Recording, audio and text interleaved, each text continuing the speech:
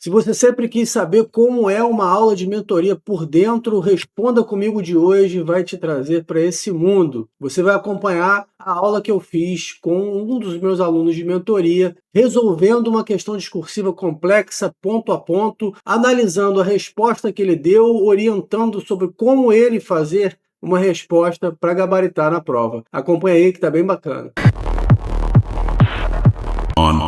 Então vamos lá, vamos responder a última questão discursiva, né? A Polícia Civil, para monitorar a movimentação de uma organização criminosa em uma área conflagrada, instala câmeras de monitoramento em postes de energia elétrica, captando imagens da via pública.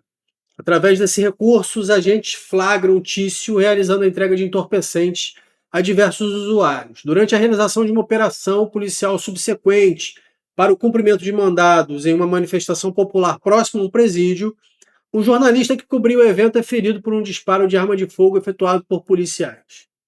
O profissional estava devidamente identificado e não descumpriu ordens de segurança.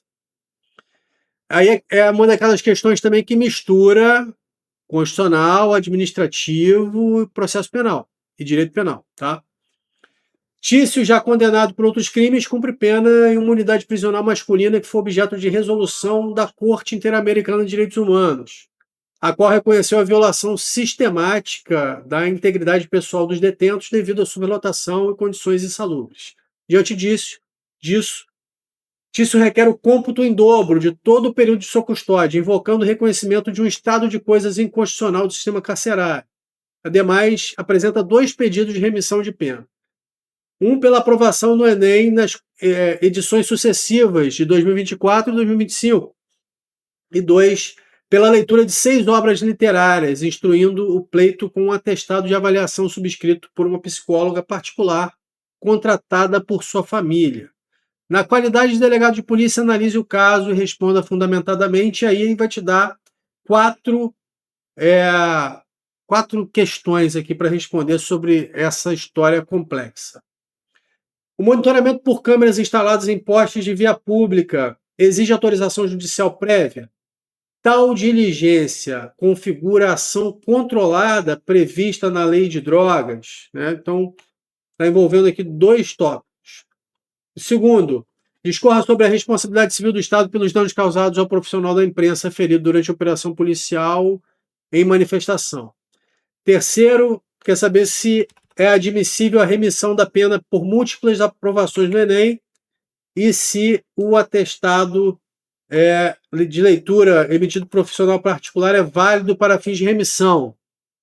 Por último, analise a viabilidade do cômputo da pena em dobro em razão da situação da unidade prisional e o impacto do estado de coisas inconstitucionais do sistema carcerário. Então, é uma questão que pega muita coisa importante, né? É isso aí. A gente trabalhar os temas e ir aprofundando os temas, né? Importante fazer isso, né? Vamos lá, então, ó. O monitoramento por câmeras instaladas em postes de via pública não exige autorização judicial prévia, desde que as câmeras capturem imagens apenas de áreas de livre acesso e não violem a intimidade dos moradores. Pô, perfeito. Ficou correta essa questão. Vamos ver só aquela, como a gente sempre faz, né, a resposta que seria uma resposta padrão, ideal, nota 10 aqui da banca. No que concerne a diligência tecnológica, a jurisprudência estabelece que o monitoramento realizado por câmera instalada em via pública, como em postes de energia, não configura ação controlada e prescinde de autorização judicial prévia. Tal medida consiste em mera observação da movimentação em espaço de acesso coletivo, em conformidade com o princípio da segurança pública, não constituindo invasão à privacidade ou ao direito à intimidade, uma vez que registra fatos equivalentes ao que poderia ser visto presencialmente por qualquer agente. Como eu te falei, a primeira parte da resposta, você vai mostrar para o examinador que você entendeu o que ele pediu e vai dar a resposta para ele. E aí, se ele pergunta aqui sobre a exigência de autorização judicial prévia para a instalação dessas câmeras, e se essa diligência configura a ação controlada prevista na lei de drogas, você precisa dizer para ele esses pontos. E aí você resolve dizendo assim, olha, sobre a diligência tecnológica, a jurisprudência diz que o monitoramento em via pública não configura ação controlada e prescinde de autorização judicial prévia. Você respondeu as 2 coisas. Você disse para ele, não é ação controlada, não é ação controlada e não necessita autorização judicial. Ponto. Aí você precisa agora, para você conseguir atingir o nível de exigência da prova de delegado, fundamentar isso, cara. Se você para só por aqui, você não acertou a questão toda, porque a banca vai exigir a fundamentação. Então você vai dizer, tal medida consiste em mera observação da movimentação em espaço de acesso coletivo, em conformidade com o princípio da segurança pública, que é o princípio invocado pelo STJ para definição desse tema, não constituindo invasão à privacidade ou ao direito à intimidade. E aí, qual é a fundamentação fática que a corte usou? Porque registra os fatos que qualquer agente policial poderia ver ali se estivesse presente no local, né, em via pública. Beleza? Então, seria a fundamentação perfeita. Agora, vamos para o segundo tópico da sua resposta e vamos ver aqui o que perguntou. Discorra sobre a responsabilidade civil do Estado pelos danos causados ao profissional de imprensa ferido durante a operação policial em manifestação. Vamos lá. Segundo o informativo 848 do STJ, aqui foi só... Esta diligência é feita por monitoramento de câmeras, não configuração controlada, pois não há retardamento. Ah, não, peraí, desculpa, esse pedaço aqui ainda é o de cima, então você continuou aqui ainda no primeiro, tá? Segundo o informativo 848, aí você já fundamentou aqui, bacana. Essa diligência é feita por monitoramento de câmeras, não configuração controlada, pois não há retardamento proposital da intervenção policial em um crime para identificar e prender um número maior de envolvidos. Perfeito. Ficou muito boa essa tua resposta, vou até marcá-la aqui em letra azul, porque eu achei que ficou muito bacana. Você fundamentou aqui sobre a questão da ação controlada e o retardamento proposital da intervenção policial, tá? Então, isso aqui elevaria a tua nota com certeza. Agora sim, a questão do jornalista. Segundo o informativo 1021 do STF, em regra, o Estado possui responsabilidade objetiva pelos danos causados aos profissionais de imprensa em manifestações e tumultos, tendo o ente público o direito de regresso. Vamos lá, então aqui você falou certo que em regra possui responsabilidade objetiva, né, e o ente tem direito de regresso. Aí vamos ver aqui agora aquele gabarito. Quanto à responsabilidade civil, o STF, tema 1055, fixou a tese de que o Estado responde de forma objetiva pelos danos causados ao profissional de imprensa ferido por policiais durante a cobertura jornalística de manifestações públicas. Mais uma vez, técnica de resposta. Dá logo de início, de maneira bem objetiva, responde logo a pergunta do examinador. Então ele queria saber aqui, mandou você discorrer sobre a responsabilidade civil do Estado pelos danos causados ao profissional de imprensa. Você já chega logo falando que você sabe que o STF entende que é responsabilidade objetiva. Aí você vai agora fundamentar melhor, elaborar, trabalhar a sua resposta. A responsabilidade só é afastada por culpa exclusiva da vítima caso o jornalista descumpra a advertência ostensiva e clara sobre o acesso a áreas de grave risco, que não ocorreu no caso narrado, onde o profissional estava identificado e agiu com cautela. Então, antes a gente estava conversando aqui, você até me falou que você sabia essa fundamentação, você só não colocou na resposta. Então, é o caso de você pensar que essas informações adicionais, elas servem exatamente para você criar esse segundo bloco do parágrafo de resposta e fazer uma fundamentação mais aprofundada da questão. Não, é aquilo que eu falei. Olha só, você vai fazer uma gradação. Vamos imaginar que seja o informativo número 100. Você sabe que aquele tema foi julgado no informativo número 100 do STJ, você tem certeza. Você vai colocar na prova que é o informativo 100 do STJ. Ah, mas você não lembra o número do informativo. Você só lembra que foi do STJ. Você vai dizer que julgado em informativo do STJ. Ponto. Não vai inventar um número, obviamente. Ah, mas eu não lembro, eu tenho certeza que é uma jurisprudência consolidada, mas eu não lembro se é STJ ou STF. Aí você vai colocar que segundo o informativo das cortes superiores.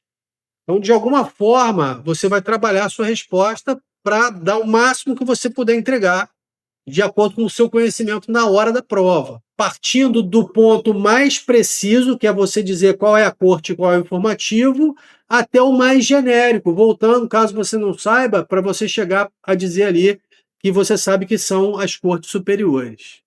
Aí vamos agora para a terceira, perguntando se é admissível a remissão de pena por múltiplas aprovações no Enem e se o atestado de leitura emitido por profissional particular é válido para fins de remissão. Então, esse é o objetivo da questão, né, do tópico aqui da nossa questão. Vamos lá, segundo o informativo 884,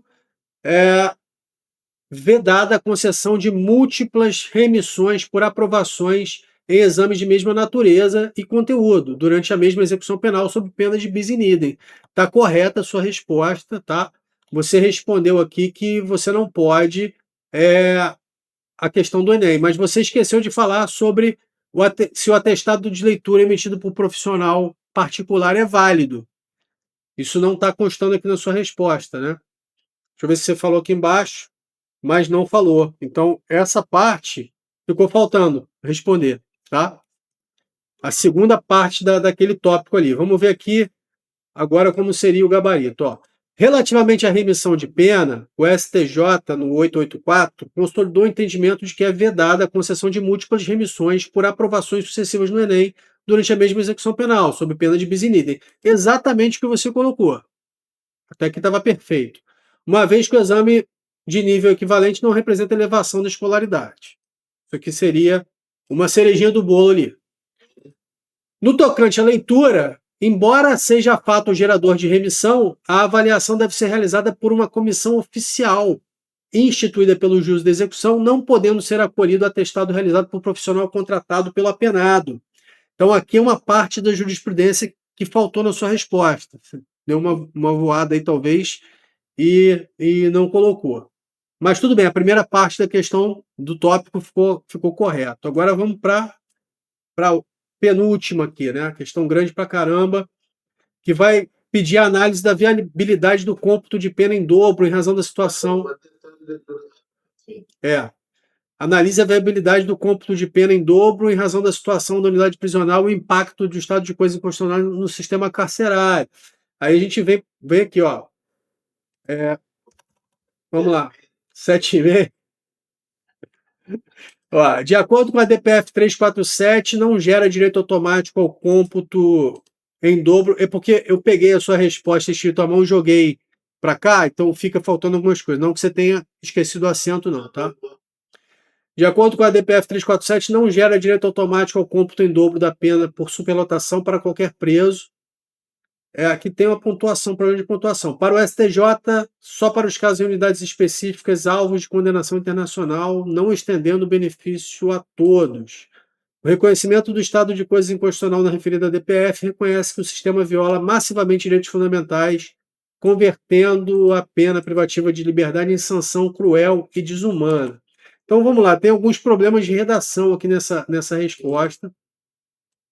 A parte teórica está correta, mas você poderia ter melhorado a forma de passar isso para o papel aqui. Mas eu entendo, vamos lá, vamos deixar claro, né? Você respondeu essa questão no final do dia, já cansado, exausto e tal. Então, o reconhecimento do estado de coisa inconstitucional na referida da DPF reconhece que o sistema viola massivamente direitos fundamentais, convertendo a pena privativa de liberdade em sanção cruel e desumana. Aí, como a gente poderia começar o fechamento dessa questão? Como eu tenho te falado, a gente está respondendo aqui o último tópico pedido pelo examinador. Então, a gente abre esse parágrafo dizendo, por fim, que aí você já indica para o seu examinador que você está finalizando a questão. E você já entra exatamente no ponto que ele pediu e depois você continua a fundamentação. Então, por fim, acerca do cômputo da pena, a Corte Interamericana de Direitos Humanos, IDH, determinou que deve ser computado em dobro cada dia de privação de liberdade cumprida em unidades prisionais onde se reconheça violação à integridade pessoal, como no caso do IPPSC, atingindo a totalidade do período de pena cumprido naquelas condições degradantes, certo? Tal medida coaduna-se com o reconhecimento pelo STF de um estado de coisas inconstitucional no sistema carcerário brasileiro, o qual impõe a atuação cooperativa das autoridades para mitigar a violação massiva de direitos fundamentais, voltando-se especialmente para o controle da superlotação e da qualidade das vagas existentes. Tá? Então aqui a gente fecharia a questão com chave de ouro. É puxado. Porque exige de você o conhecimento específico desse julgado do STF que trata sobre o estado de coisa inconstitucional e mais ainda sobre esse julgado da Corte Interamericana de Direitos Humanos, né? Falando sobre o cômputo em dobro de cada dia de privação de liberdade em relação à remissão, tá? Sobre o cômputo da pena. A gente está diante de uma questão complexa pra caramba, que envolve uma série de tópicos interdisciplinar, mas como eu falo com você aqui na mentoria, para a gente elevar o sarrafo, tentar fazer você cada vez mais evoluir. Você está numa curva ascendente, está subindo cada vez mais, então a gente vai ter que ir subindo também para acompanhar você, acompanhar a sua evolução. Se você gostou desse vídeo, deixa aí o seu like, comenta a resposta que você daria para essa questão, indica para aquele seu amigo e acesse o link para entrar na nossa lista de espera da mentoria Direito Penal ON. Vou fazer um acompanhamento individualizado e te ajudar a ser aprovado para delegado de polícia. Até a próxima.